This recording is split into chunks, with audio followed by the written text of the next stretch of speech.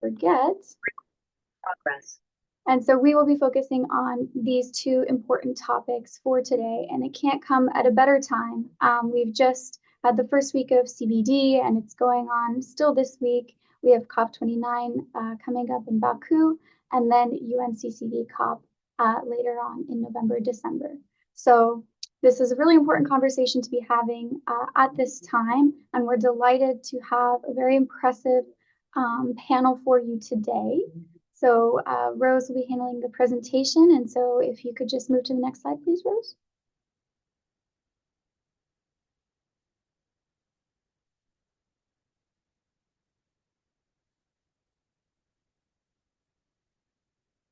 There we go. So just a few audience reminders. So please use the Zoom chat for comments, reactions, and any links that you might find interesting for the group. So just so you're aware, I will be having an eye on the chat in case there are any questions there, but we do request that you use Q&A to ask any questions. Unfortunately, the translation is not available for this webinar. We were unable to connect with the translator, so I will have to do a very incredible job of translating for the duration of this webinar. I do want to make you aware that we will be recording the slides, and we will be sharing not only the slides, but also the recording of this webinar after the session. Et pour les gens qui nous rejoignent avec un accent français, je vais juste faire la traduction parce que malheureusement, l'interprète n'a pas pu se connecter, on n'a pas pu la rejoindre. Alors, je vais juste faire le travail de la traduction. Alors, je vais juste vous demander pour les panélistes qui sont et l'audience qui parle français d'utiliser le chat et aussi la portion questions-réponses qui est en bas de votre écran pour poser des questions. Merci beaucoup tout le monde pour les encouragements. Alors malheureusement, comme je l'ai dit, la traduction ne marche pas. Alors je vais faire le plus possible pour faciliter cela moi-même. Alors bien sûr, comme toujours, l'enregistrement des diapositives et de les interventions vont être envoyés après le dialogue. Alors vous inquiétez pas, ça va être partagé. Next slide, please, Rose.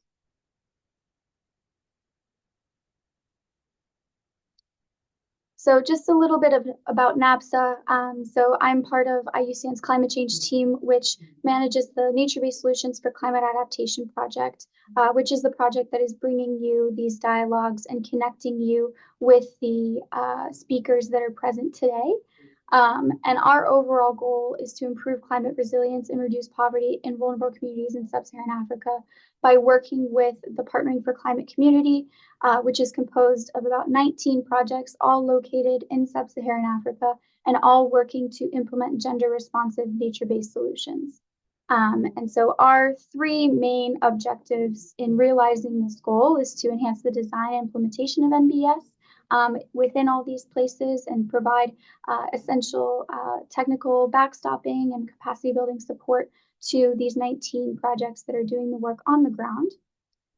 Increasing the evidence of the biodiversity climate nexus, as well as the social benefits that come from nature-based solutions. And these webinars are a part of that. We want to bring the stories that are being demonstrated and implemented on the ground to your screens. And then finally, the adoption and scaling of nature positive and gender responsive adaptation actions globally. So we want to make sure that the impact of these projects is being shown and effectively showcased globally.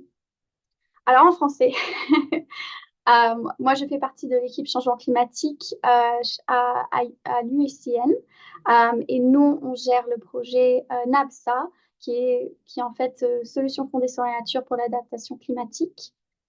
Et notre but est en fait d'assister 19 projets qui sont sur le terrain, qui font partie de la communauté Partenariat pour le climat, qui est financée par le gouvernement canadien. Et notre but est en fait réalisé en faisant trois objectifs clés. Alors, pour augmenter l'implémentation des solutions fondées sur la nature sur le terrain, alors nous, on travaille avec des projets dans plusieurs écosystèmes et dans 22 pays dans l'Afrique subsaharienne. Alors, il y a beaucoup d'interventions qui sont faites sur le terrain. Et bien sûr, on veut montrer ces interventions et leur impact, surtout dans le contexte d'inclusion et d'égalité de genre sur vos écrans. Alors, on veut montrer ces histoires euh, et bien communiquer l'impact que ces projets ils ont. Et bien sûr, finalement, l'adoption de cette approche nature positive qui est conscience du genre. Next slide, please, Rose. And so we've been doing these dialogues all year. Comme je l'ai dit, on a fait ces dialogues depuis fin d'avril et c'est l'avant-dernière dialogue. Alors la prochaine, ce sera sur le financement des SFN. Et next slide, please, Rose. And so, like I said, we've done this since April, and our next dialogue will be in November. But I wanted to briefly touch on why governance and policy for NBS. Why is this important? And it's important because they're key for realizing effective, sustainable, and inclusive nature-based solutions. You cannot ensure that these actions will last without including all members of the community, including the most vulnerable, and without including decision makers in the process. Alors, je voulais juste toucher brièvement sur pourquoi on est en train de discuter la gouvernance et la politique pour les SFN. Et c'est simplement parce que les SFN ne peuvent pas se réaliser dans une façon effective, durable et consciente de la communauté sans la gouvernance inclusive et sans la politique. Alors, c'est pour ça qu'on aborde ce sujet aujourd'hui. Et la communauté P4C a fait des efforts pour réaliser ça et ils ont des histoires à présenter avec vous aujourd'hui, avec leur travail. Alors, je vais vite fait passer à nos panélistes. Next slide, please, Rose. Alors, aujourd'hui, on a, je pense que quatre, malheureusement, Linda Douanla ne peut pas nous rejoindre. So today we only have four panelists. Unfortunately, Linda Douanla is feeling a bit ill, so she wasn't able to join us today. But these four panelists will be joining us, and they're already here on my screen. And please let me know if there are any stragglers in the audience. Alors, ces quatre panélistes vont nous rejoindre, ils sont déjà là avec nous pour répondre à des questions qui sont plus orientées vers leur projet et pour vraiment montrer leur succès et leurs approches dans leur communauté, dans leur pays et dans leurs écosystèmes. Alors, je vais passer à la prochaine diapositive. Next slide, please, Rose. Et là, on va passer à nos questions prévues. Et c'est là où j'invite nos panélistes de, s'il vous plaît, se connecter avec leur vidéo. Comme ça, on peut vous voir. Et de maintenant nous rejoindre. Next slide, please, Rose.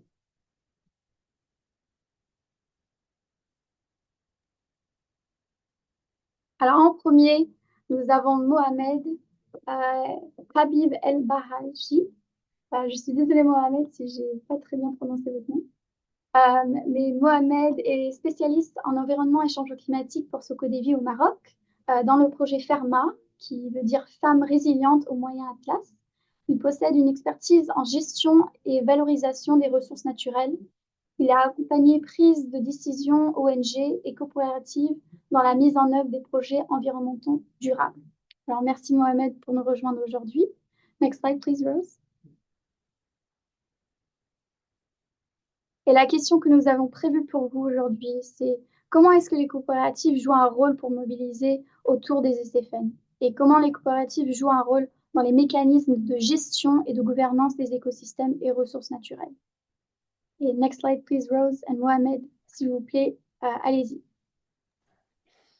Bonjour à toutes, bonjour à tous. Je vous remercie d'ailleurs pour l'occasion que vous nous offrez pour parler un tout petit peu de notre expérience, sachant que le projet Femmes résilientes au Moyen Atlas, c'est un projet qui vient de démarrer, mais qui a qui travaille, comme vous dites, sur sur le développement de la résilience des femmes par rapport au changement climatique en adoptant les solutions fondées sur la nature. Donc, par rapport à la question, notre travail aujourd'hui consiste à développer et institutionnaliser la réflexion par rapport aux solutions fondées sur la nature au niveau des coopératives elles-mêmes, au niveau de la gestion des coopératives, au niveau de développer une gouvernance inclusive au niveau des coopératives pour qu'ils soient en mesure de dupliquer ou de diffuser cette politique au niveau de la communauté.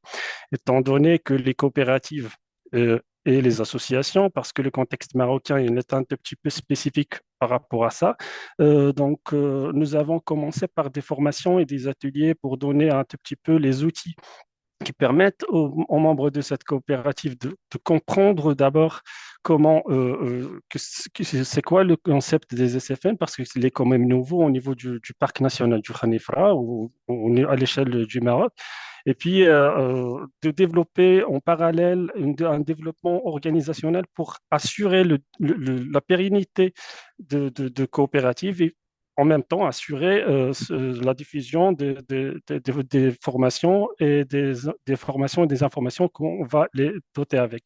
Et puis, on a travaillé sur la mise en réseau des coopératives avec d'autres coopératives qui sont beaucoup plus avancées, qui ont été accompagnées par l'USCN au préalable, et donc pour un échange, pour un partage d'expériences.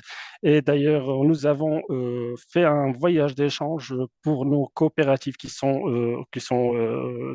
avec lesquelles nous travaillons à l'échelle du parc national de Khnifra, pour visiter d'autres coopératives qui ont une expertise dans la gestion et l'adoption des SFN comme outil, comme outil innovant pour la formation. Et puis, en termes de gouvernance, nous insistons aussi à ce que ces coopératives soient féminines et puis que toutes les applications des femmes dans la prise de décision pour s'assurer que tous les besoins et les perspectives de toutes les parties prenantes soient prises en compte. Et puis la promotion, notamment des produits forestiers non ligneux qui, qui sont à la base des produits avec lesquels travaillent les coopératives à l'échelle locale. Et donc, puis tout ça rejoint notre vision de faire ces coopératives les piliers de développement et de défendre et d'adopter les solutions fondées sur la nature parce qu'au début, à la fin, ils doivent venir par les coopératives et elles doivent servir les coopératives pour être pérennes dans une perspective générale de mieux gérer le potentiel naturel et les écosystèmes du parc national de Renefra. Merci beaucoup, Mohamed, pour votre intervention. Next slide, please, Rose. Ah, malheureusement, comme j'ai dit, Linda n'a pas pu nous rejoindre, mais je vais juste passer. So, Rose, if you can skip Linda's slides. Oh, I'm sorry. There is Mathieu who has joined us. Mathieu, si vous êtes disponible de répondre à les questions pour la part de Linda. Oui, je suis là. Super. Rose, could you go back to the slides? Okay, perfect. Allez-y, Mathieu. Merci beaucoup. Effectivement, comme la question dit, notre motivation pour l'égalité des sexes est, n'est-ce pas, la priorité.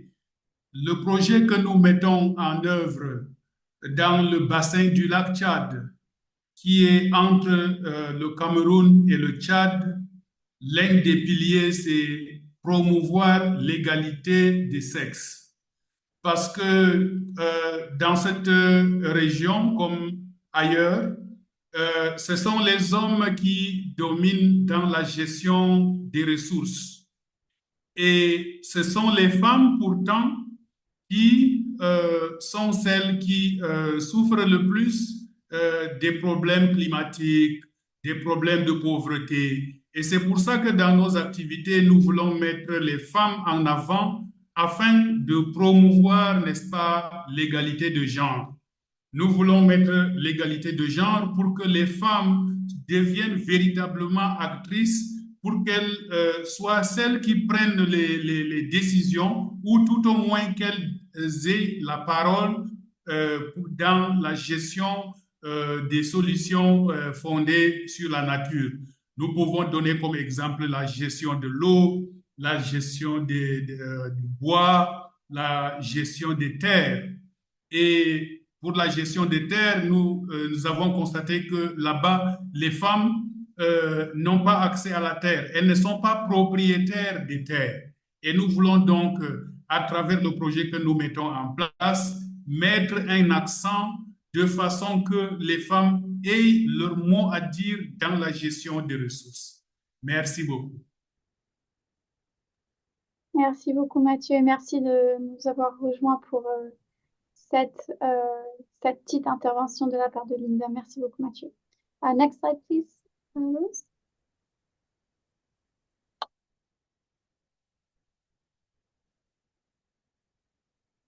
Super. Et la prochaine panéliste est Marie-Madeleine Gomez du projet CEDAD, co-coordinatrice de ce projet qui veut dire Solutions écosystémiques d'adaptation durable, ou CEDAD. Elle est biologiste de formation de l'université Cheikh Anta Diop de Dakar, doublée d'un master en gestion de ressources halieutiques de l'université du Québec à Rimouski. Elle a plus d'une quinzaine d'années à coordonner des projets de développement dans la gestion des ressources marines et côtières financés par différents bailleurs. Présentement, elle est coordonnatrice du projet CEDAD pour le volet gouvernance participative et inclusive du bureau de Dakar, CEGAP de la Gaspésie des îles. Merci beaucoup, Marie-Madeleine. S'il vous plaît, allez-y. Rose, with the next slide.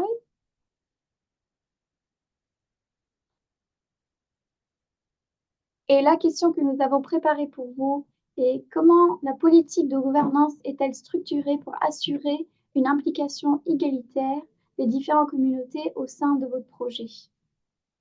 Et allez-y, Marie-Madeleine, quand vous êtes prête.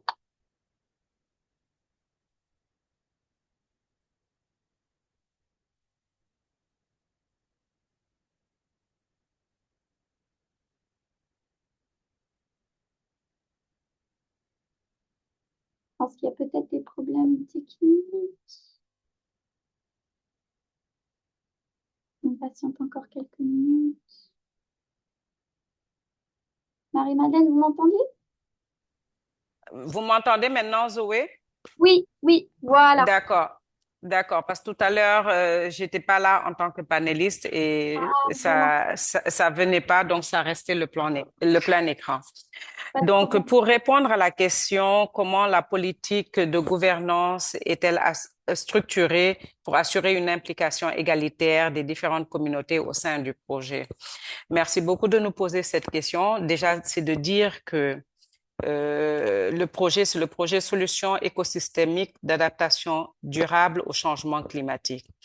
Comment est-ce que nous intervenons? Nous intervenons dans le cadre d'une gouvernance participative et inclusive. Quand on parle de gouvernance participative et inclusive, c'est de ne laisser personne en rade, de faire fonctionner presque tout le monde.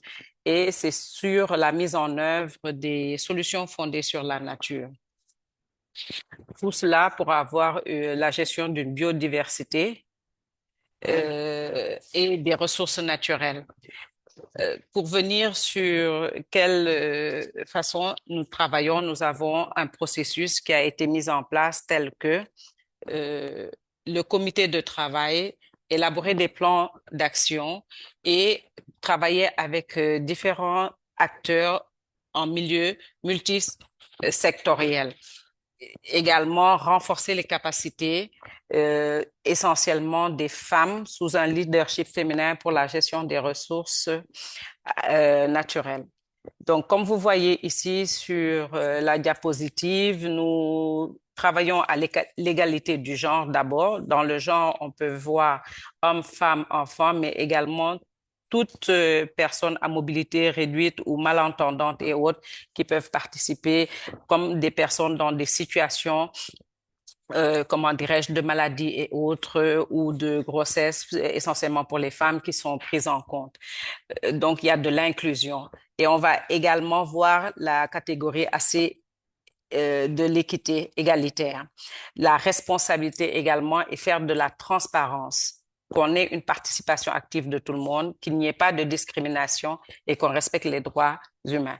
Et c'est cela, en cela, lorsqu'on mettait en place le comité de travail, nous avons travaillé avec les chefs de village, qui souvent est l'autorité, mais également avec les différents corps de métier et essentiellement les femmes transformatrices qui travaillent dans la transformation des ressources naturelles. Nous avons impliqué les jeunes également, mais sans oublier les autorités locales telles que les préfets qu'on appelle ici chez nous et également tout ce qui concerne les personnes qui sont chargées de la gestion des aires ou des sites où nous sommes. L'image peut le montrer au niveau de la diapositive, que c'est une gouvernance vraiment participative, que personne n'est laissé en rade et que tout le monde est pris en compte pour une gestion durable des ressources naturelles, mais également de maintenir la biodiversité au niveau de l'exploitation de ces ressources-là. Merci beaucoup, Marie-Madeleine.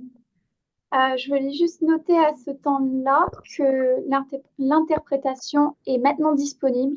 The Wow. translation is now available. Again, apologies everyone for this delay. Encore, je suis très désolée pour ce problème dans l'interprétation, mais maintenant, si vous sélectionnez, il y a un petit bouton qui dit tout en bas de vos écrans qui dit interprétation. Alors, si vous parlez français, s'il vous plaît, connectez avec le channel en français. If you speak English, please connect with the English channel button. The interpretation is at the bottom of your screen. Again, apologies for this. I loved being your translator, but it's easier to run a webinar without having to do translation as well. Désolée encore, j'ai vraiment apprécié d'être votre traductrice, mais c'est beaucoup plus facile de gérer un webinaire sans faisant cela. Alors voilà. Et juste pour terminer, il y a quelques défis par rapport à cette gouvernance participative, c'est de vraiment bien comprendre et d'appliquer la gouvernance participative dans la gestion des ressources par les différentes communautés avec lesquelles nous travaillons. Avoir également une meilleure représentation de toutes les parties prenantes, comme je le disais tout à l'heure, qui constituent la communauté pour que tout le monde puisse se sentir concerné, mais également de renforcer un lien par rapport à la mise en œuvre des solutions fondées sur la nature et la gouvernance participative que nous voulons au niveau de la gestion de ces ressources. Et enfin, appuyer l'approche multisectorielle, dire qu'on ne peut pas juste se caler à un secteur pour une bonne gouvernance des ressources naturelles. Voilà, j'en ai fini. Merci beaucoup. Pas de problème. Merci beaucoup, Marie-Madeleine. Rose, next slide, please. Et après notre prochain intervenant, nous avons Emmanuel Ramos, qui est un agroéconomiste that specializes in agroecological agriculture, protected management, and community development. He coordinates the Feminist Climate Action in West Africa, or ACFAO project in Guinea-Bissau for Tinenguena, a counterpart organization for Antifares. With over 30 years of experience, he has played a key role as the lead technical assistant in the creation and management of the Urok Community Marine Protected Area, located in the Bolamo-Bilagos Archipelago Biosphere Reserve in Guinea-Bissau. He has also served as a technical assistant for the Fondation Internationale du Banc d'Argoin, or FIBA, working on marine protected areas in West Africa. Currently, he collaborates with the NGO Tinenguena in the Bilagos Archipelago, supporting the communities of the Urok Islands in natural resource management, local development, and strengthening local associations and organizations. Alors, merci beaucoup, Emmanuel. Je pense que maintenant, Emmanuel voulait nous montrer une vidéo. Alors, je vais maintenant jouer cette vidéo et je vous demande un petit peu de patience.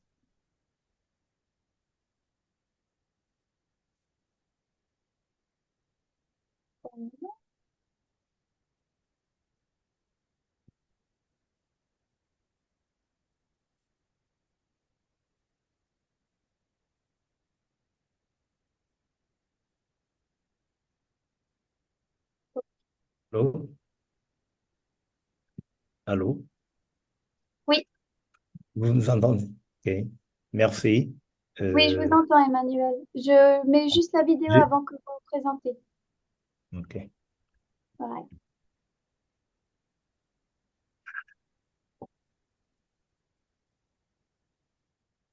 Isabel tem vivido nestas ilhas desde o começo dos tempos, desde que nos lembramos.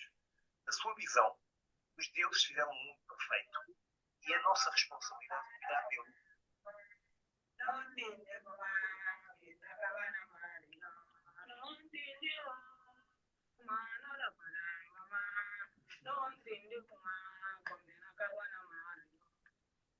Estrangeiros como trabalho no mar, nem na mato, nem na mar. As Ilhas Bijagós é ainda dos mais bem preservados ecossistemas. É um lugar onde todos os elementos é também uma das mais poderosas formas de captação de carbono, mas também estava muito ameaçada porque não havia a pesca que se fazia em qualquer parte do rio indiscriminadamente. Quem criação de área marinha, não passa de quem falou. E foi piano de alguma, não riqueza na cama.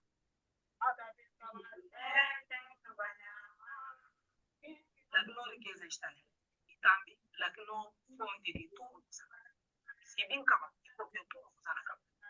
Quem que vai ser mal na malha, tem que banhar. Ano, para rumar, ninguém cala, vai ser mal na malha. Quem que vai ser mal na malha, tem que banhar. Quem que vai ser tem que banhar. Quem que vai ser tem que banhar.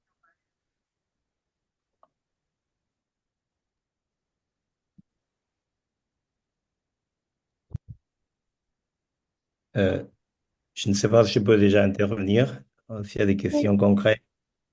Allez-y, Emmanuel, donne-nous juste encore 2 minutes. Rose, if you could project the presentation again with Emmanuel's questions.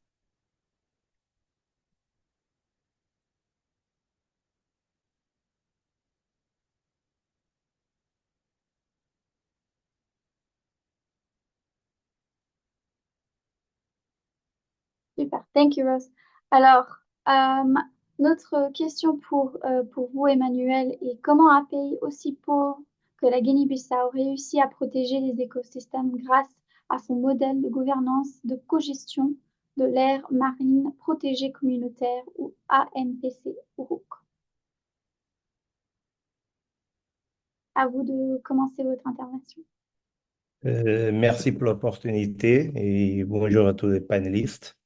Par rapport à la question, je pense que ça se centre surtout sur 5 points.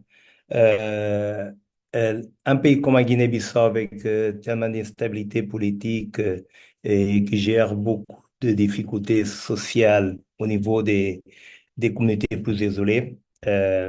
La stratégie pour réussir à garder des écosystèmes importants comme celle-ci au ROC, il se base surtout dans la reconnaissance de l'importance de savoirs locaux Bijago, dans le cas des îles Bijago, par rapport à son environnement et par rapport à la façon comme la communauté se gère dans cet espace. Et ça passe beaucoup aussi pour connaître et maintenir un dialogue permanent entre tous les acteurs clés dans la communauté, mais aussi avec ceux qui sont en dehors des communautés, comme les institutions d'État directement, qui ont l'intérêt dans l'espace. Donc, il faut aussi dans toute cette stratégie renforcer les niveaux d'information et de la capacité de négociation au niveau communautaire, avec un cible, avec un accent direct sur les jeunes et les femmes, parce que sont eux les plus vulnérables dans ces espaces très isolés, riches mais très isolés. Les femmes parce qu'elles sont les acteurs qui jouent un rôle important dans la famille, dans la communauté, dans la société Bijago avec leurs responsabilités pour les tâches domestiques, mais aussi les rendements économiques de la famille et même au niveau social et culturel avec la liaison qu'elles font entre les ressources naturelles desquelles elles dépendent avec les sacrés, les cérémonies sacrées.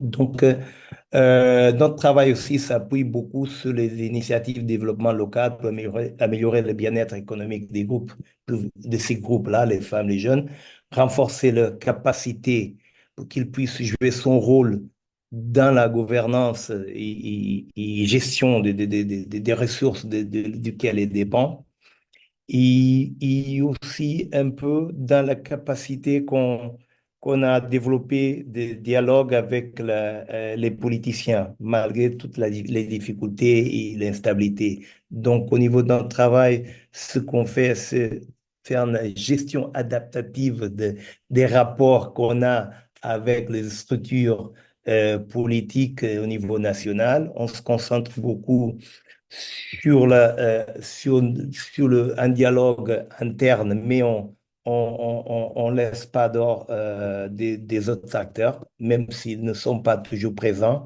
On essaie de les informer, de les impliquer. Et c'est ça la base de tout le travail de la réussite de l'AMP Rock, que l'année qui vient va faire 20 ans. Pendant toutes ces années, elle a réussi à gérer toute l'instabilité nationale, mais s'est concentrée à garder la cohésion interne entre tous les acteurs, indépendamment de la solution. Bon, ça, rapidement, c'est un peu ma réponse par rapport à cette question-là. Merci beaucoup, Emmanuel, pour Ok. votre réponse. Et je pense que ça a commencé plusieurs réponses dans le QR. Alors, on va voir ça là bientôt. Merci. Et si vous voulez voir la vidéo d'Emmanuel et de ACFAO, je vous la mets, je vous le mets dans le chat. Voilà. Alors, on va passer finalement à notre dernier panéliste. Comme on dit toujours, last but not least, Charles Ta, who is the project delivery lead for the NBS project at Farm Radio International.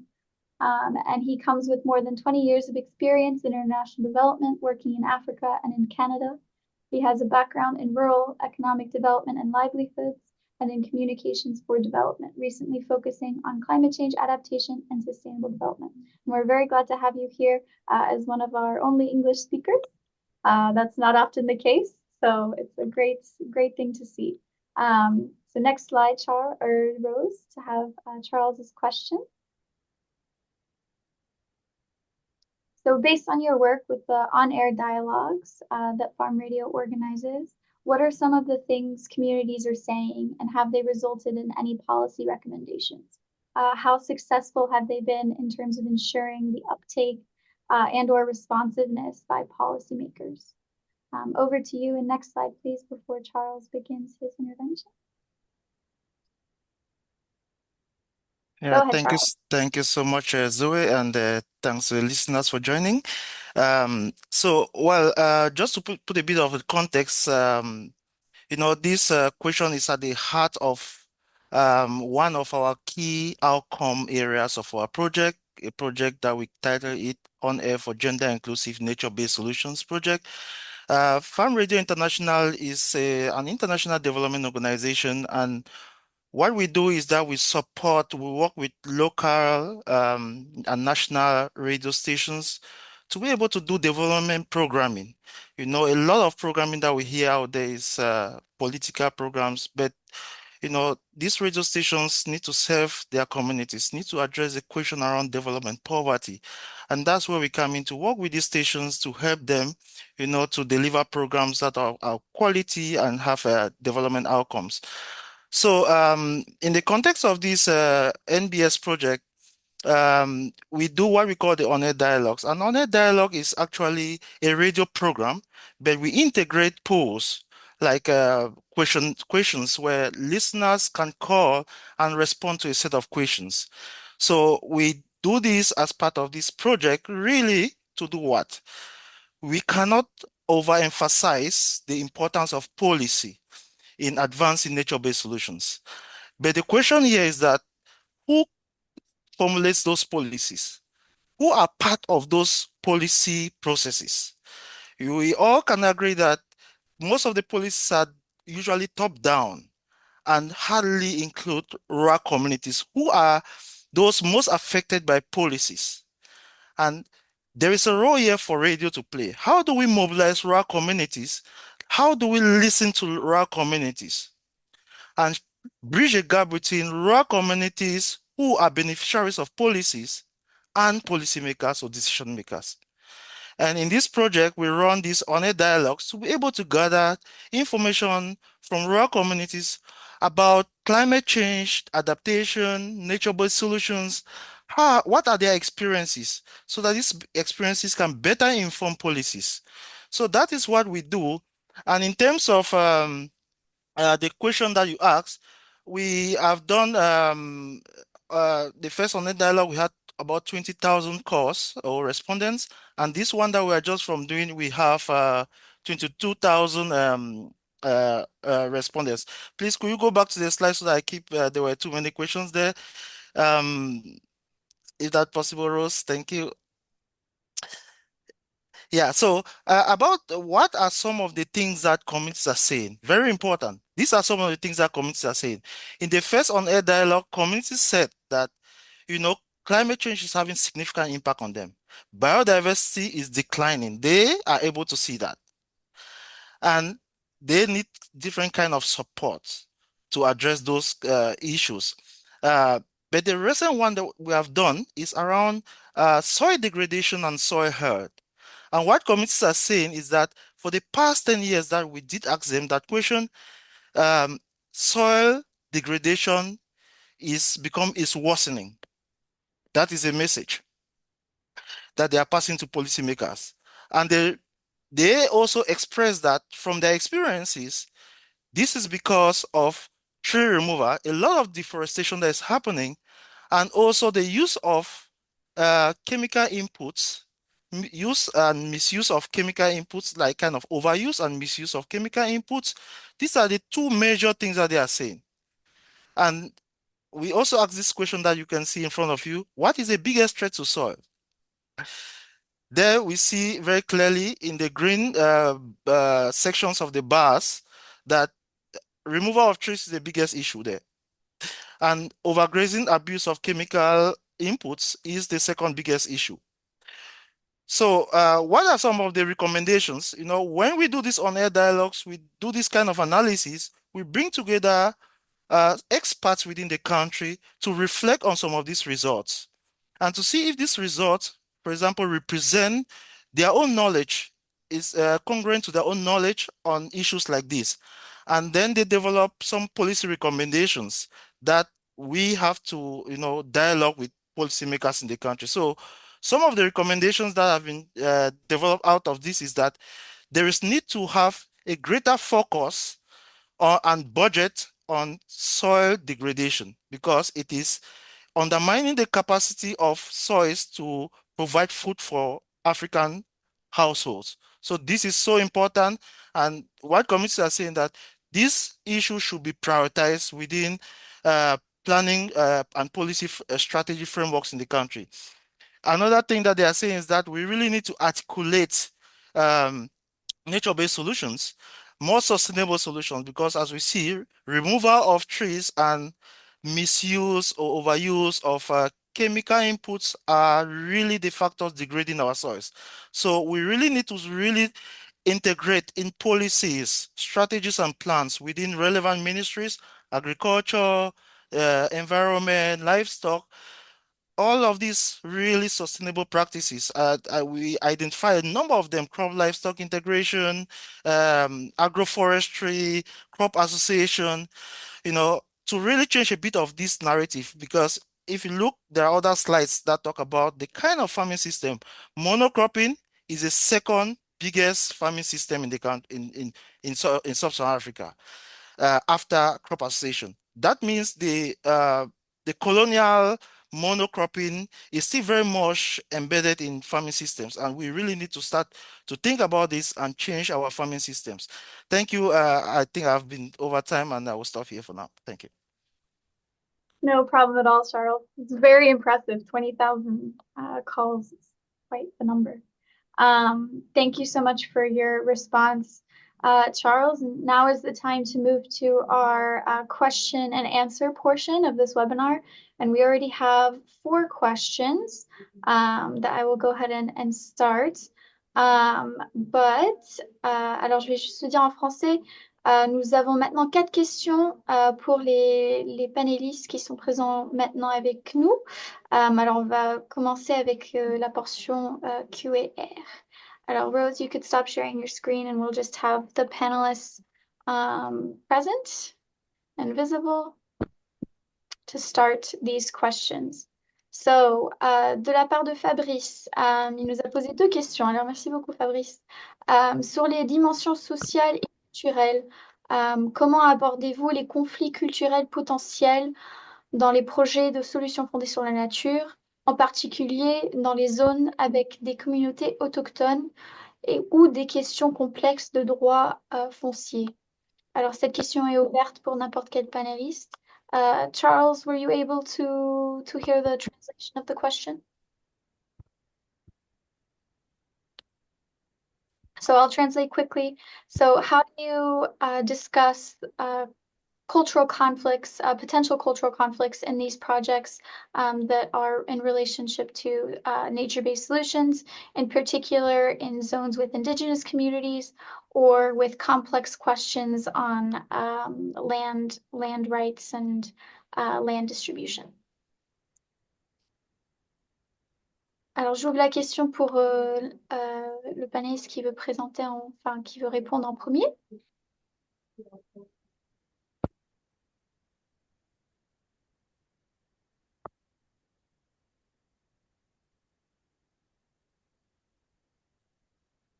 Mohamed, allez-y. Rebonjour. Je veux juste ajouter quelque chose par rapport à notre projet de nos collègues au Sénégal, parce que bon, au Maroc, nous avons un tout petit peu les aires communautaires, on les appelle les terres communautaires, mais nous n'avons pas jusqu'à présent ce conflit. C'est juste que nos amis au Sénégal, dans le projet naturel, et pour un tout petit peu éviter tous les conflits, ils ont fait intervenir les représentants et les chefs des APAC. Ce sont des aires patrimoine autochtone communautaires. Et puis toutes les associations et toute la communauté locale dans la gestion des ressources naturelles plutôt. Et puis, l'adoption des solutions fondées sur la nature sur ces terres. Et donc, c'est le fait qu'ils ont inclus tout le monde et dans cette prise de décision participative qui ont réussi à commencer l'application et l'adoption des solutions fondées sur la nature sur le territoire. Merci beaucoup, Mohamed. Oui, Mathieu, allez-y. Merci beaucoup. Pour le cas du Cameroun et du Tchad, nous avons, lors de l'analyse de la situation, constaté que ce sont les citoyens d'un pays voisin qui traversent et viennent détruire les arbres dans l'autre pays voisin. Alors, la solution que nous avons trouvée, c'est de faire un projet transfrontalier et de sensibiliser les 2 gouvernements aux problèmes qui se posent. Merci beaucoup. Merci, Mathieu. Emmanuel? Allô? Bon, pour le cas de la Guinée-Bissau en particulier, heureusement, on n'a pas encore de conflits culturels qu'on peut dire que sont des conflits très forts, parce que dans notre tradition, on était habitué à croiser différentes cultures, et même au niveau de l'aire marine protégée où on a les peuples qui ont la propriété traditionnelle de la terre, sont les Bijagos, mais on a aussi dans le même espace les Sérères, on appelle les Nyominka, qui sont des pêcheurs. On a aussi les autres ethnies qui viennent de la partie continentale. Ce qu'on fait pour garder un peu certaines tensions sociales qui pourraient arriver, c'est, et comme je l'avais dit, essayer de trouver un moment constant de dialogue. On le fait à travers des assemblées générales qu'on fait régulièrement dans l'aire protégée. On le fait à travers des réunions dans les villages quand il y a des petits conflits sociaux. Et ça nous aide beaucoup à gérer le jour à jour des tensions qui peuvent arriver parce que on a dans le règlement de l'aire protégée le droit d'accès aux résidents et non-résidents conditionnés. Donc, c'est ce moment-là, tous ces espaces de concertation, c'est un bon moment de discuter toutes les actions, toutes les tensions ou éventuels conflits qui peuvent exister. Heureusement, on n'a pas de conflits culturels à relever, mais peut-être le conflit social entre les groupes d'intérêt. Merci, Emmanuel. Marie-Madeleine. Merci beaucoup, Zoé.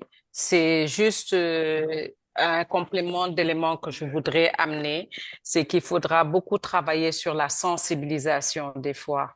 Donc, l'élément de sensibilisation est très important, aussi bien pour les communautés vivant à l'intérieur de l'espace à protéger que dans les alentours. Mais également la démarche s'ils sont scolarisés, déjà commencer avec les enfants, aussi au niveau des écoles. Mais comme le disait tout à l'heure un des panélistes, il y a également l'élaboration de plans de gestion, comment est-ce que les ressources sont gérées dans cette zone-là. Il y a des révisions régulières de ces plans de gestion-là et de voir également est-ce que une mesure qui avait été prise peut être changée ou adaptée selon les situations qui se présentent. C'est ce que je voulais apporter en complément. Merci beaucoup.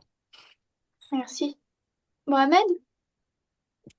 Si vous me permettez juste d'ajouter quelque chose, parce qu'au Maroc, nous avons notre partenaire stratégique, c'est l'Agence nationale des eaux et forêts marocaines, qui a un tout petit peu développé son approche qui était à la base répressive et aujourd'hui, il est en train de travailler en étroite collaboration dans sa nouvelle stratégie participative dans la gestion des ressources naturelles et la gestion des terres communautaires avec la population locale et un exemple de l'adoption de solutions fondées sur la nature qui, plus ou moins, avaient dans le passé des problèmes d'exécution, c'est les mises en défense. Et c'est aujourd'hui avec un système de compensation, avec un système de faire participer les gens et les ayants droit des terres communautaires le- un système de compensation, pardon, qui comme objectif de rembourser un tout petit peu les gens qui ont les ayants droit dans la forêt contre cette mise en défense. Et c'est eux qui assurent la protection et la surveillance et le gardiennage de ces mises en défense. Merci, Mohamed. Charles, go ahead. Yeah, no, just to add to what the colleagues have already said, I think, we do more of radio programming. And one of the things that we really do send out is about this inclusive governance element of the standards. We talk a lot about that in our radio programs in terms of who are the different stakeholders and what are their interests. If we do not identify the interests of different stakeholders and integrate them in our implementation, then there's bound to be issues. So this is so important. And just to add to that,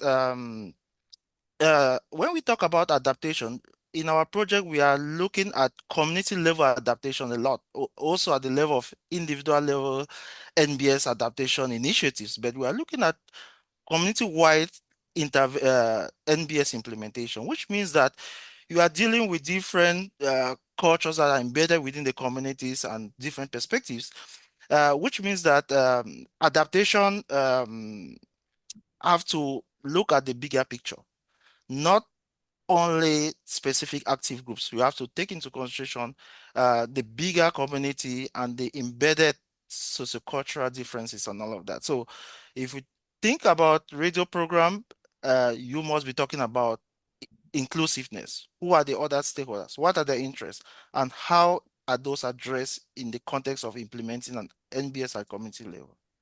Yeah. Thank you so much, Charles, and the other panelists for these responses. I think Fabrice, Vous avez eu une réponse très claire et très détaillée à votre question. Et pour votre deuxième question, Fabrice pose, selon les partenariats publics-privés, quels sont les modèles de partenariats publics-privés les plus réussis que vous avez observés dans les initiatives SFN et qu'est-ce qui, pardon, les a rendus efficaces?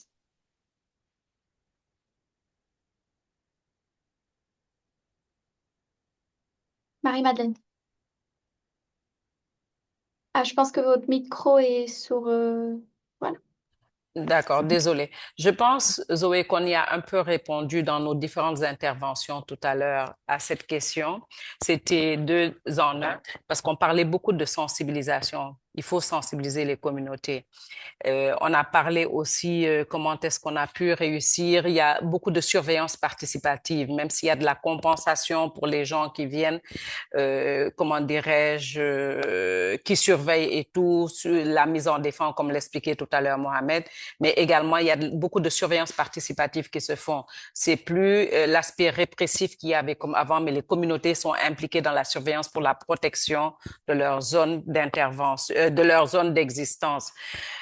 Les réussites se sont faites comme ça. Il n'y a plus eu le système de top-down dont on parlait tout à l'heure, mais c'était plutôt du bottom-up qui se faisait. On prenait en compte les préoccupations des communautés pour établir les lois et règlements. Et venant de la communauté même, cela était beaucoup plus apprécié, accepté par les communautés. C'est ce que je voulais donner comme élément de réponse. Oui, Marie-Madeleine, très bien dit. Merci. Est-ce qu'il y a d'autres points à ajouter parmi les autres panélistes?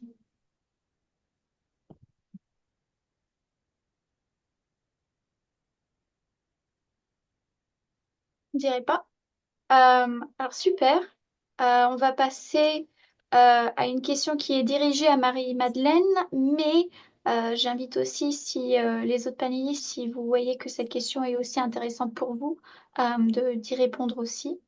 Alors, John Sears demande est-ce que les dynamiques entre acteurs gouvernementaux et non gouvernementaux, par exemple au niveau local des préfets, sont-ils plutôt coopératives ou directives ou gérants? Question de partage véritable de pouvoir de gouvernance au niveau local entre acteurs étatiques et non étatiques, euh, celle officielle et coutumier traditionnel. Merci. Merci, Merci John. beaucoup. Merci beaucoup, John, pour votre question.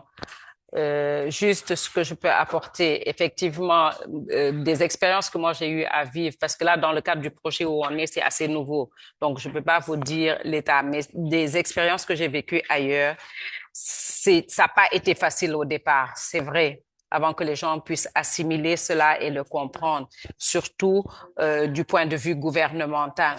Mais c'est en leur expliquant la démarche et en les mettant au cœur de la démarche que nous faisons avec les communautés que cela a été de plus en plus apprécié. Ils laissent une petite parcelle. C'est sûr qu'ils ne vous laissent pas tout à un moment donné. Il y a des choses aussi que la communauté ne peut pas faire, c'est-à-dire des éléments d'une communauté ne peuvent pas aller réprimander une autre communauté. Il faudrait que l'autorité puisse être présente, mais accompagner et qu'on puisse leur apprendre.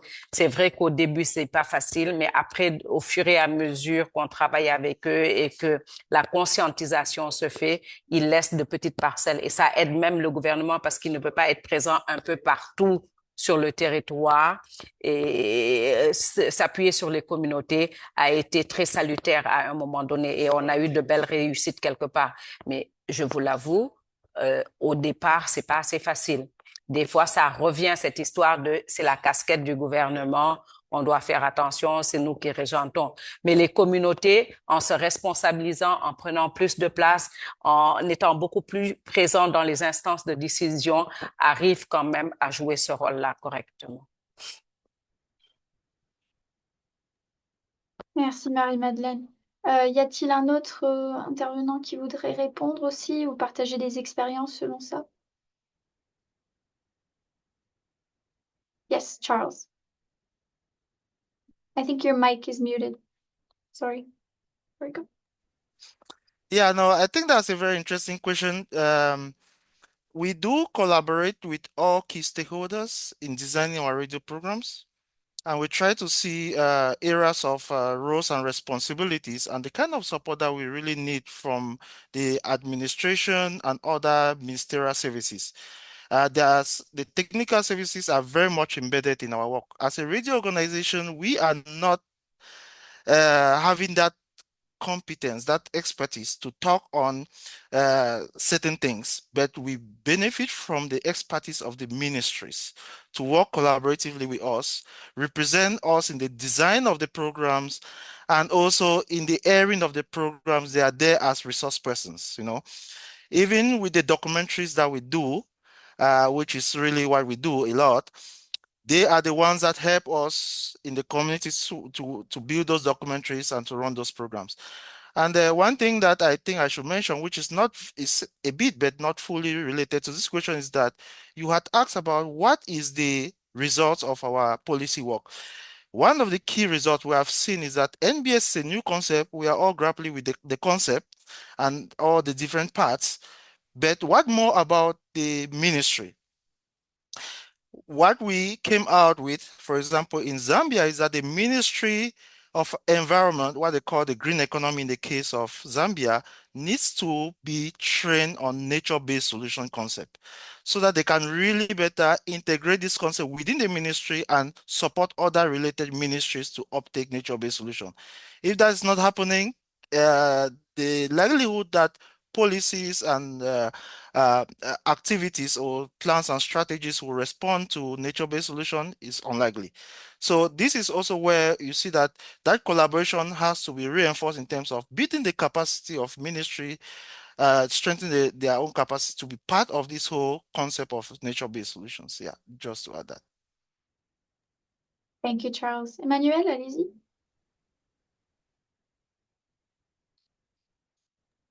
Merci, merci. Excusez-moi, à un moment donné, j'ai perdu toute la connexion, le son avec tous les panélistes. Je n'ai pas pu accompagner.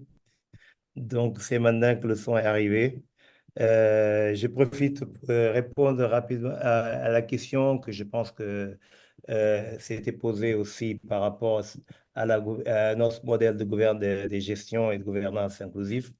C'est la question sous les étapes pour assurer la voix des femmes et des groupes marginalisés dans le processus.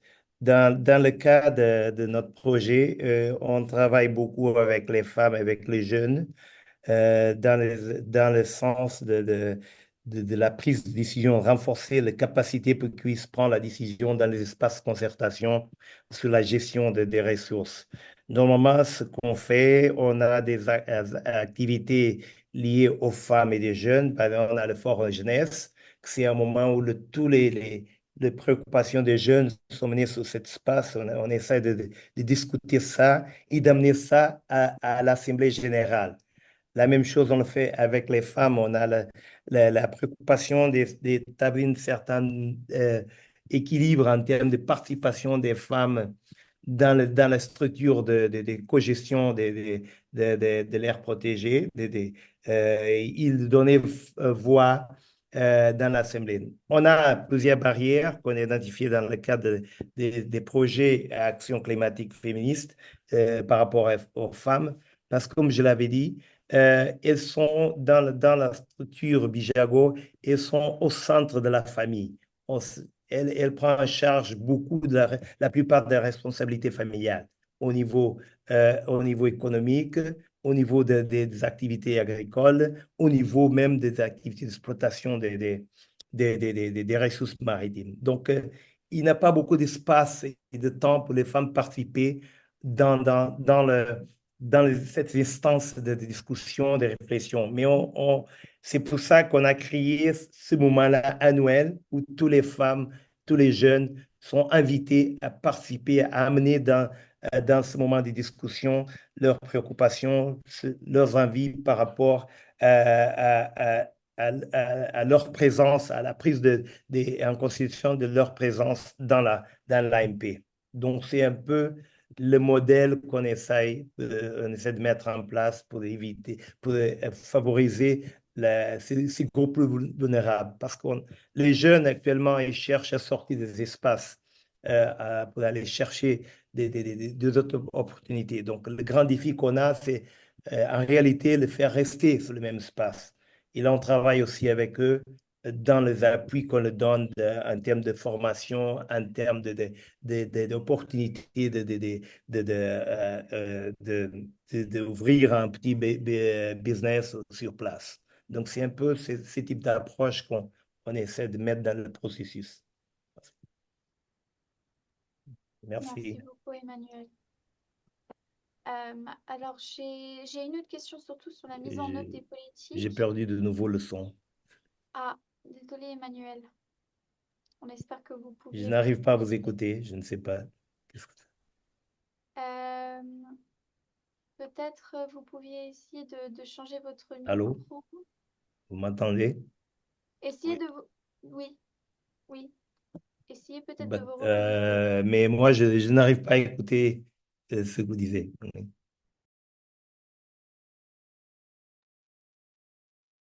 On va juste continuer, mais je vais répondre, Emmanuel.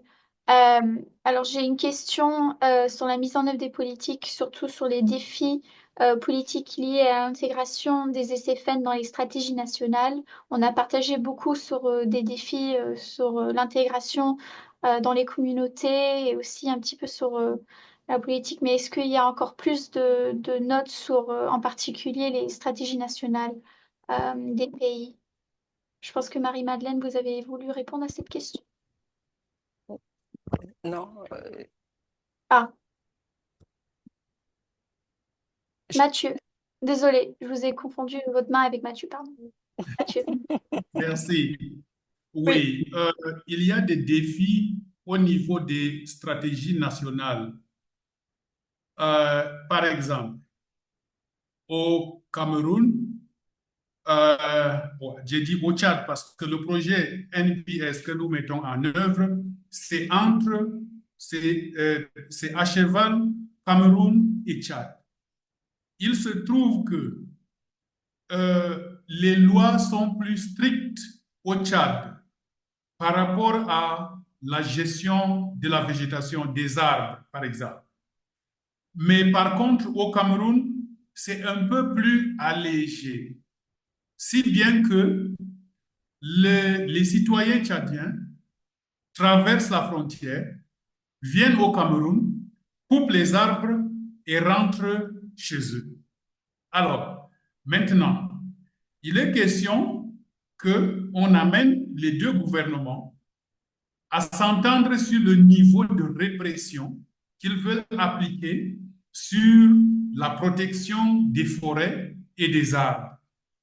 Donc, c'est ça le défi. Donc, c'est un peu allégé d'un côté, c'est un peu dur de l'autre côté, et si bien que on n'arrive pas à bien gérer le flux de ceux qui viennent chercher les ressources naturelles dans le pays où la loi est un peu plus allégée.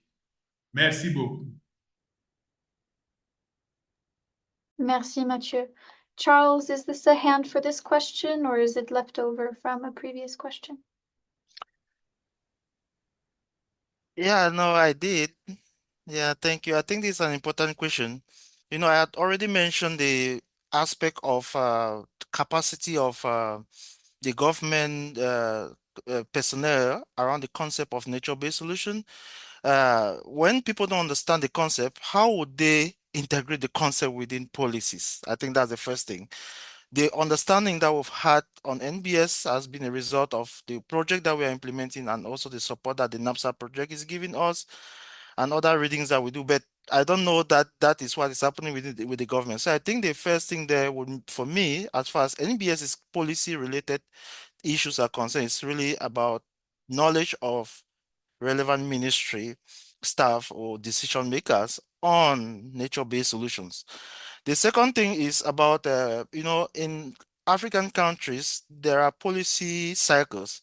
Some policies are due review after 4 or 5 years. And if you are trying to make any policy contribution, when a policy is not due review, it is very unlikely that that policy will be taken up because it has a lot of implication. It changes everything and also has budget implications and all of that. So the response sometimes is kind of not effective because of those constraints.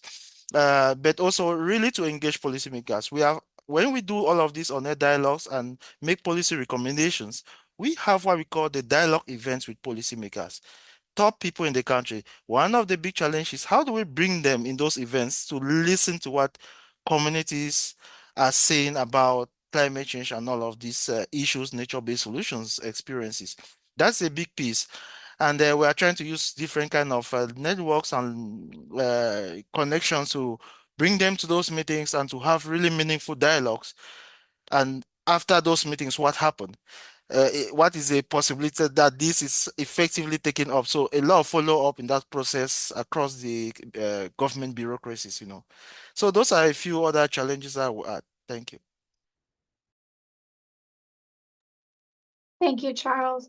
I'll actually take this time to ask a question that we got that's more directed to you and your work with the on-air dialogues. And you've already touched on this, but maybe you can add a bit more detail to specifically what the dialogues do.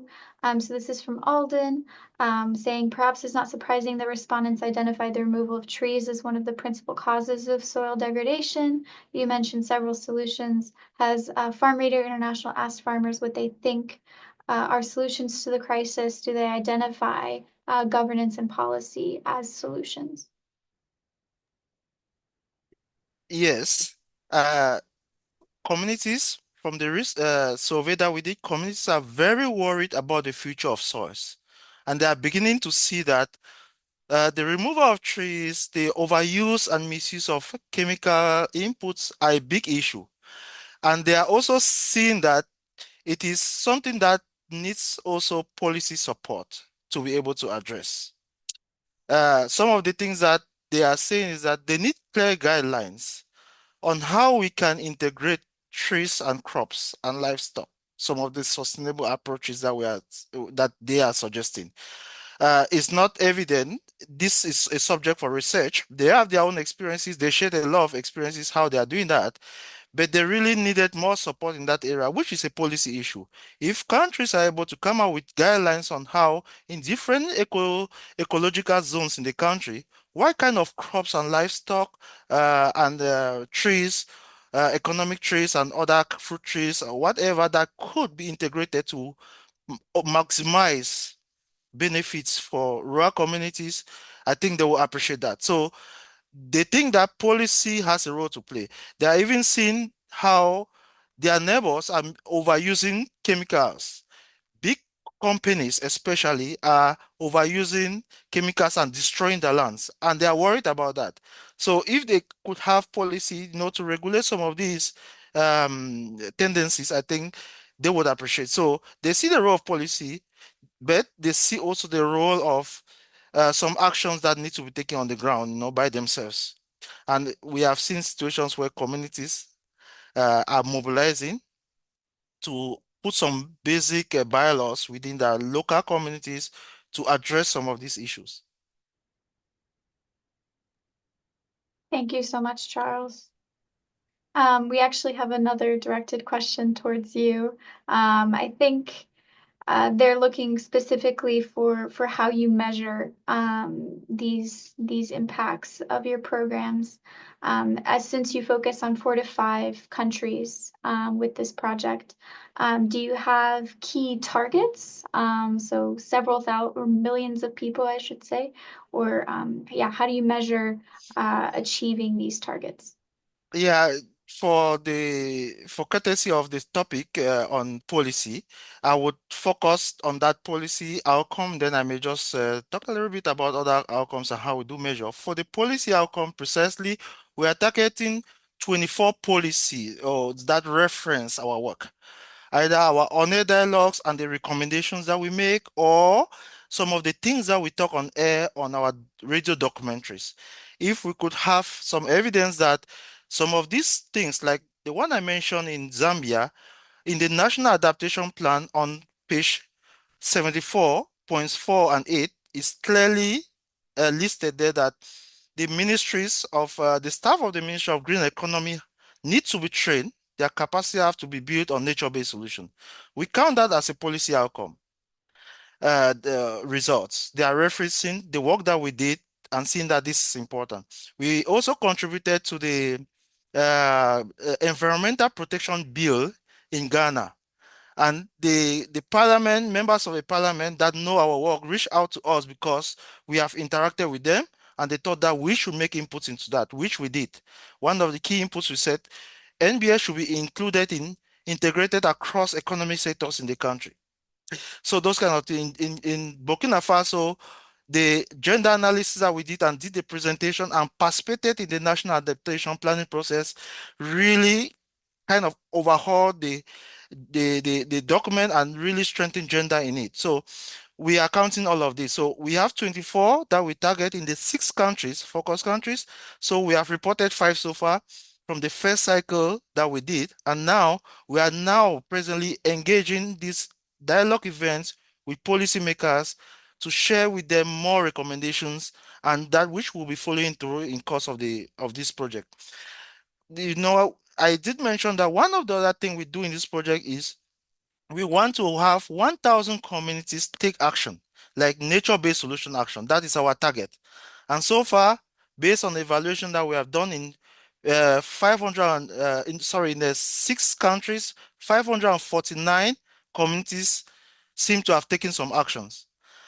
And this is overwhelming. We didn't expect this, but we are doing more qualitative evaluation coming up in November to really go into these communities and see the kind of actions and qualify the kind of actions that they have taken beyond just doing agroforestry. We know we have a lot of criteria when we talk about NBS to see to what extent those criteria are taken into consideration in the actions that they have implemented.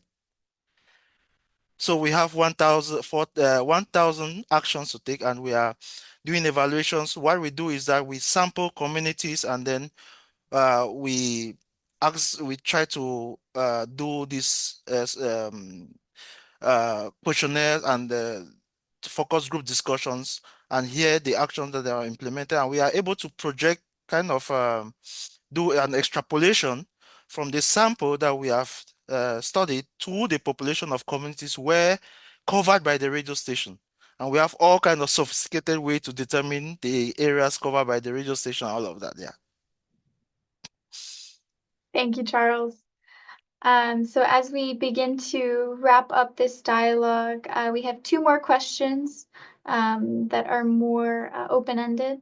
Alors, lorsqu'on commence à terminer ce dialogue dans 10 minutes, on a encore 2 questions qui sont un petit peu plus générales pour tous les panélistes. Alors, en premier, qui vient de Colline Camillet, surtout, nous avons déjà discuté beaucoup sur le rôle, les rôles des femmes et du genre dans la politique et la gouvernance et comment elles sont intégrales à leur succès. Alors, Colline, elle demande, je pense, des principes et des étapes plus concrets que vous pouviez partager de votre projet. Alors, elle demande comment les principes de gouvernance participative inclusive ont-ils été mis en place, les étapes, s'il vous plaît, pour s'assurer que les voix des femmes et groupes marginalisés sont réellement entendues, écoutées et prises en compte. Je pense que vous avez déjà parlé des obstacles qu'on peut rencontrer avec cela, mais est-ce que peut-être quelques panélistes peuvent partager leurs étapes concrètes?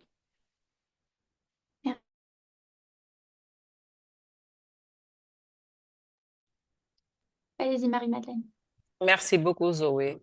Juste pour dire, ça peut changer d'un endroit à un autre, mais je donne les grandes lignes. Tout d'abord, nous, on a mis en place un comité de travail. Dans ce comité de travail-là, on a un comité de veille et d'alerte pour voir est-ce que les femmes seront prises en compte ou les communautés les plus marginalisées. Avant de mettre en place ce comité de travail et à l'intérieur où il y a le comité de veille, il faut d'abord faire de la sensibilisation auprès des communautés pour expliquer. Et nous, aujourd'hui, dans le cadre du projet CEDAD, c'est sous le leadership féminin quand on sait qu'on est dans des sociétés ici en Afrique de l'Ouest, parce que le projet intervient au niveau de la Mauritanie, du Sénégal et de la Gambie, et très masculines encore, qui sont au devant de la scène. Donc, nous avons laissé une place, effectivement, aux autorités qui sont les chefs de village et autres, mais dans les métiers pour l'exploitation de ces ressources ou pour le maintien de la biodiversité, on a privilégié vraiment la présence féminine et des jeunes.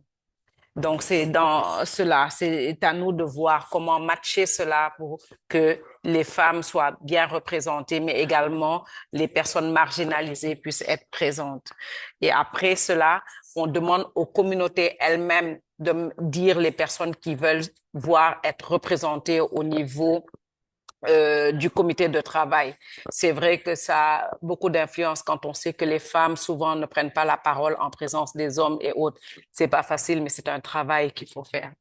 Et après cela, lorsque le comité est mis en place et que tous les membres existent et tout, on le fait entériner, ce comité-là, par l'autorité locale pour lui donner une voix prépondérante ou une valeur plutôt, pour qu'on sache que c'est pas quelque chose qui est fait sur une entente, mais qui est vraiment officialisé.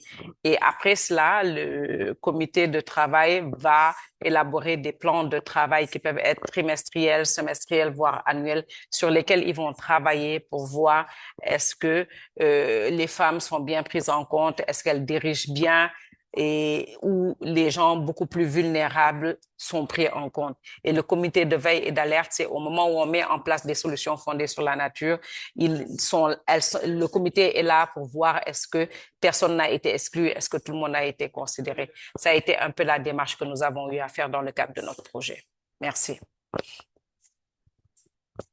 Merci Marie-Madeleine. Est-ce que Mohamed ou Mathieu, vous voulez ajouter à cette question? Ou Emmanuel, si le son est maintenant géré? Sinon, on passera à la dernière question.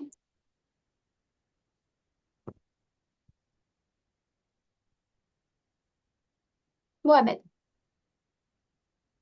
Et par rapport à l'égalité genre et par rapport à l'inclusion des femmes, parce que c'est le projet Ferma est un projet comme naturel, c'est elle à la fin. Donc, ce sont des projets qui sont axés sur l'introduction de la femme dans la prise de décision. Nous travaillons au Maroc actuellement avec des coopératives qu'on a sélectionnées avec un critère qui est le membrariat féminin au sein de la coopérative. Petit à petit, c'est un exercice qui va venir pour que les coopératives, les femmes dans les coopératives arrivent à la prise de décision. Ils sont déjà dans certains coopératives, mais on vise à élargir un tout petit peu cette vocation de prise de décision des femmes dans les coopératives et dans les organisations de développement forestier qui sont actuellement dominées par les hommes, mais on essaie avec cet exercice continu à travers le projet et à travers l'appui de l'administration, de notre partenaire stratégique qui est l'ANEF, qui est l'Agence nationale des eaux et forêts. Heureusement qu'on a cette conscience auprès de notre partenaire stratégique pour euh, arriver à développer et introduire la femme dans la prise de décision.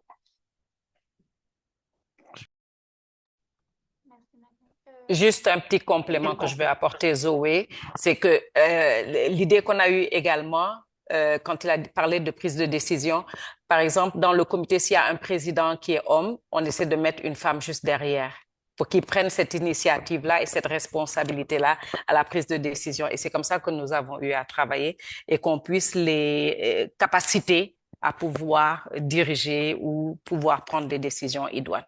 Voilà.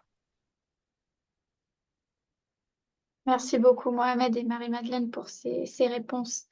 J'espère que ça a bien répondu à votre question, Colline. On a peut-être encore temps pour une question très vite alors la question est posée en anglais, mais je vais vite fait traduire si jamais on n'est pas connecté à la traduction. C'est quoi le rôle de la recherche dans le changement de la politique lié à la gouvernance? Par exemple, est-ce qu'il y a de l'expérience d'implémentation qui est plus inclusive que le gouvernement dans les communautés? Et comment cette expérience est capturée et traduite dans les recommandations politiques? Alors, si peut-être un ou deux intervenants veulent répondre et après, on va terminer ce dialogue avec une petite enquête.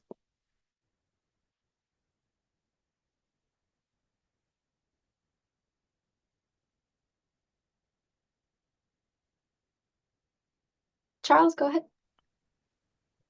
Sorry, I'm talking too much, but this is really what we do. So I cannot avoid not talking about, and thank you for the question, very important role. We cannot address climate change policies from the office. We need to listen to the communities that are experiencing climate change and also learn from them because they have different ways that they're adapting, and those different experiences can inform policy. So to respond to your question, there's an important role. The question is, how do we get that research? How do we engage rural communities into that discussion with policymakers and share their perspectives, share their needs, share their experiences in a way that decision makers can listen and act on those recommendations. So that is what we do at Farm Radio, and we are looking at partnerships. Are there other partners working on policy in the country? How can we come together, consolidate our efforts so that we are more consistent in addressing climate change issues in different countries where we work? So for me, that would be a great thing if we get to that point. Yeah. Thank you, Charles. Encore plus de réflexion, sinon je vais inviter Rose de partager notre petite enquête Menti, mais je donne juste l'opportunité pour encore une réponse s'il y en a une. On dirait pas. Alors, thank you everyone. Merci beaucoup tout le monde. On met juste le Menti, le lien et le code et le code, le QR code aussi, également sur l'écran. Comme ça, vous pouviez accéder. So we've just put the Menti code in the link. And I will go ahead as well as put it in the chat to everyone here. So just click on that link and you'll be directed to the screen. And so then, Rose, I'll go ahead and reclaim sharing just to then do the Menti. All right.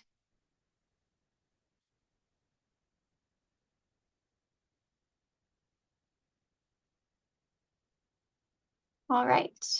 So again, if you didn't have a chance to scan the QR code, there's a code right up here that you can plug in at menti.com. But for the sake of time, we'll go ahead and move forward. How did you like this dialogue? Comment avez-vous apprécié ce dialogue? Est-ce qu'il était intéressant? Est-ce que vous avez trouvé les sujets abordés pertinents pour vous? Did you find the topics discussed important, relevant, useful for your projects or your interventions that you're leading? Okay. So positive reviews overall, des revues positives en tout. On a 3 vraiment enjoyed it, 5 je l'ai aimé. Et heureusement, pas de c'était ok ou c'était pas, on n'a pas apprécié. Si c'était le cas, c'est pas grave, mais on aime voir des bonnes revues. Ok, je passe à la deuxième. I'm going to the next one. Are the resources shared during this session useful? Did you find that the resources, tools, etc., or insights that were shared during this session useful? So a big part of these dialogues is we want to be able to obviously share what projects are doing, but also ensure that they're replicable in other parts of the world or useful for development project implementers. Alors, very useful, très utile, somewhat useful, un peu utile. Super.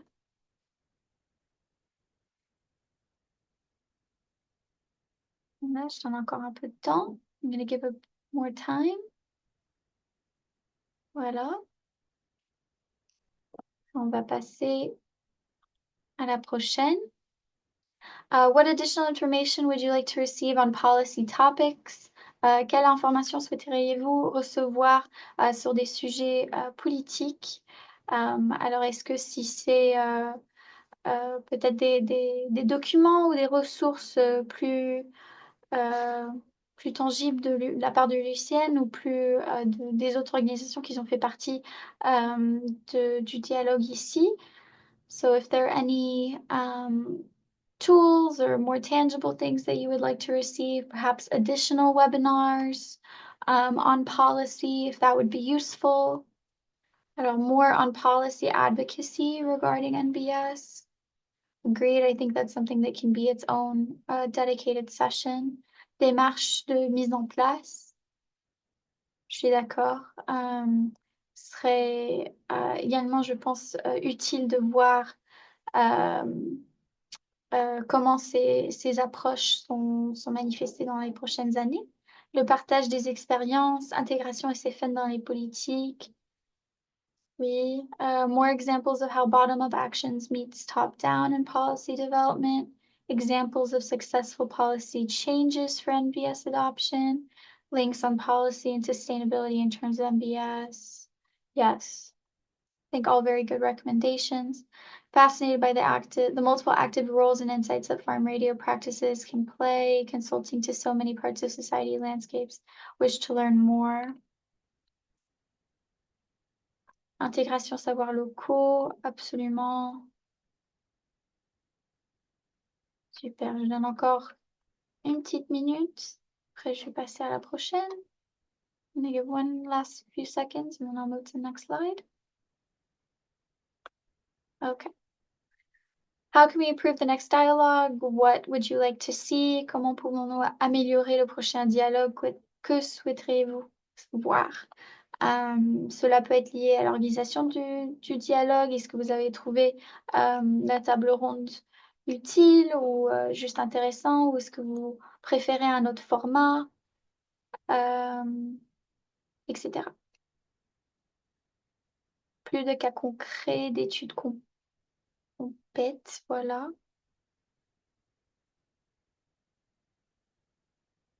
Oui, il y a toujours une manque de cas concrets. Pas une manque, mais on veut toujours des cas concrets pour voir. Donner des templates de présentation pour des exemples précis, ok.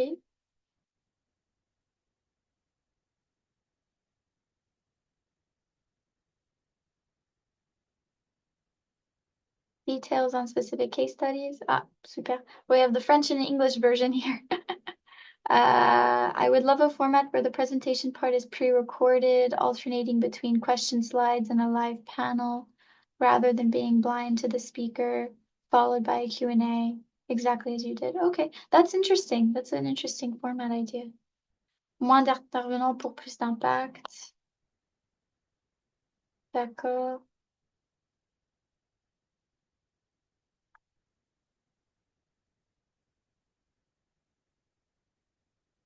Anything else? Any other comments or questions? Give a few seconds and then we'll close.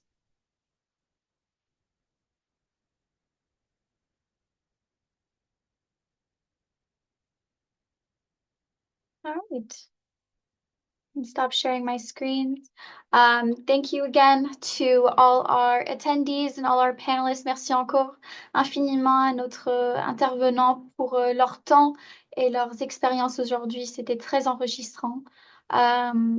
Et aussi, n'oubliez pas de nous rejoindre le mois prochain pour notre prochaine et dernière dialogue sur le financement des SFN. On financing nature-based solutions in November. It is our last dialogue of 2024, and we are planning an interesting session for you as well. Merci encore à tous, et je termine cette dialogue maintenant. Thank you all again, and I'm closing the session now. Thank you for your time. Thank you. Bye. Thank you.